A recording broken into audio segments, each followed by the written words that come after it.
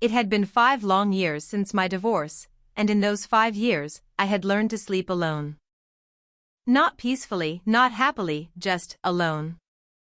I was 43 now, and although time had softened the sting of the breakup, it hadn't erased the emptiness that followed. But nothing prepared me for the Tuesday night that would change everything. The house was unusually quiet that evening.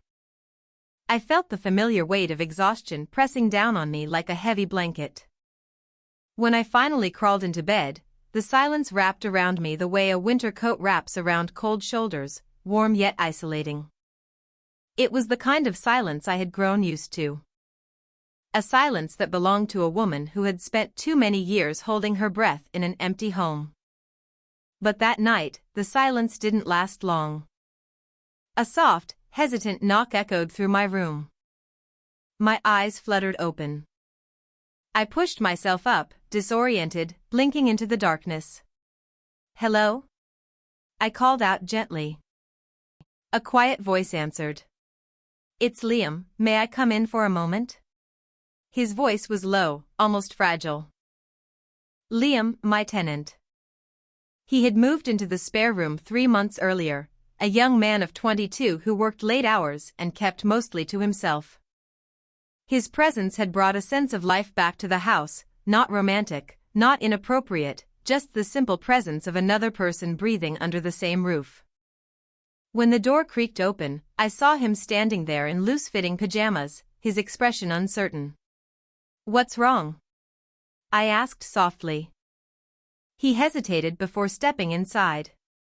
I couldn't sleep, he murmured. "There's something on my mind, and I didn't know who else to talk to." His voice trembled just slightly, enough to stir a protective instinct in me, not as a mother, not romantically, but as someone who had once known what it felt like to have no one to confide in. I patted the chair beside my bed, offering him a place to sit. "It's okay, Liam. You can talk." He exhaled shakily, running a hand through his hair before sinking onto the chair. The dim light from the hallway outlined the exhaustion in his face. "I don't want to be a burden," he whispered. "You're not," I assured him. "Something's bothering you." For a moment, he didn't answer. He stared at the floor, the weight of whatever he carried pulling his shoulders downward. "Sometimes," he finally said, "this house feels too quiet. Too empty. It reminds me of things I don't want to remember." His honesty hit me unexpectedly, stirring something I hadn't felt in years, an understanding that came from shared loneliness. Before I could respond, he leaned forward and rested his forehead briefly on his hand. His shoulders trembled not with fear but with exhaustion. I reached out and gently placed my hand on his shoulder. A simple gesture. Comfort. Support.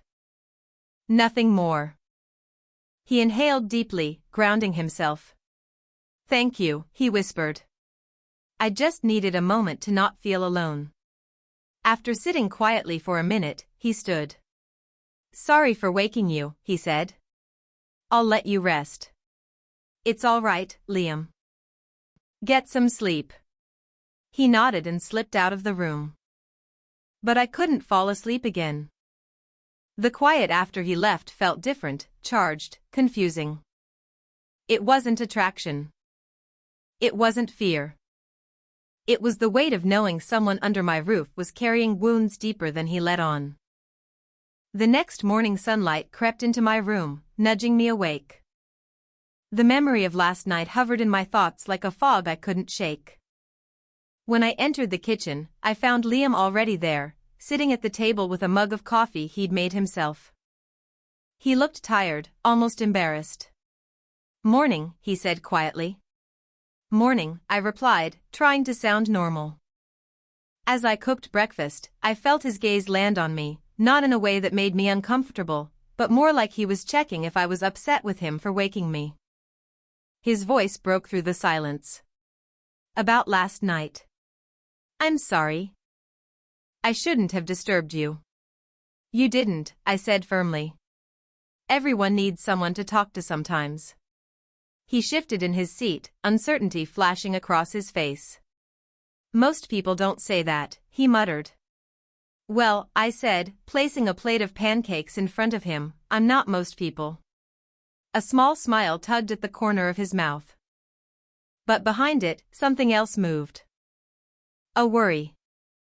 A question. A weight he wasn't ready to share. We ate in silence, but every time I looked up, he quickly looked away like he'd been caught observing something he couldn't explain. It wasn't romantic. It wasn't inappropriate. It was simply a young man studying an adult who had shown him more kindness in one night than he was used to. That evening fatigue wrapped around me again as I crawled into bed. But something about the quiet felt different now, heavier. I drifted in and out of sleep, waking every so often with the eerie sense that something was shifting in the house. Not physically, emotionally. Around midnight, I heard footsteps. Soft. Measured. Careful. My eyes opened slowly. There, in the faint glow of moonlight, a figure stood in my doorway. "Liam?" I whispered. He froze.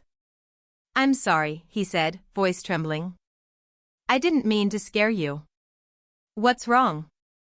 I asked, sitting up. He hesitated, running both hands through his hair. "I had a nightmare," he admitted. I tried to calm down, but everything in my room just felt suffocating. I could see the panic lingering in his posture, the way his breath came in uneven pulls. "Come sit," I said gently. He stepped inside reluctantly and sat at the edge of my bed, far from me, posture rigid, as if afraid to cross an invisible line. He kept his eyes on the floor. "I know I shouldn't bother you," he whispered shakily. I don't know how to be alone with my thoughts sometimes." His voice cracked. Not out of desire. Not out of attraction. But out of torment. Something deep, unresolved, unspoken. His breaths grew uneven, and instinctively, I reached out and placed a calming hand on his forearm. "Liam, breathe," I whispered. He did. Slowly. Deeply. Gratefully. After a moment, he straightened, wiping his eyes with the back of his hand. "I'm sorry," he repeated, ashamed. "You don't have to apologize for being human," I whispered. He swallowed hard and nodded. After a long moment, he stood. "I think I can sleep now," he murmured. "Thank you." "Really?" I nodded, and he left quietly, closing the door behind him. The days that followed, something had shifted, but not in an inappropriate way. He became softer. More respectful. More careful around me, as though last night had opened a door he never meant to reveal. He asked if I needed help with groceries. He washed the dishes without being asked. He lingered in rooms longer than before, but always at a respectful distance. He wasn't drawn to me romantically, he was drawn to stability. To calmness. To a presence he apparently lacked elsewhere. And I became more aware of him. Not attracted. Not longing. Just aware. Aware that someone else was living through a storm I didn't yet understand. The night everything made sense, a week later, I found Liam sitting alone in the living room long past midnight. His shoulders were shaking. "Liam?" I whispered. He didn't look up. "I didn't tell you everything," he said quietly. "About why I moved here." I sat down across from him. He inhaled sharply. "It's because of my father," he said. "He cheated on my mom. She found out. Everything fell apart. I lost both of them in the same month." My heart squeezed painfully. "I had nowhere to go," he said. "You offering me that room, you saved me in more ways than you know." His voice trembled, not with desire, not with longing, but with grief. Raw, unfiltered grief. And suddenly everything clicked. The late-night visit. The trembling voice. The fear of silence. The way he kept apologizing for existing. He wasn't confused about me.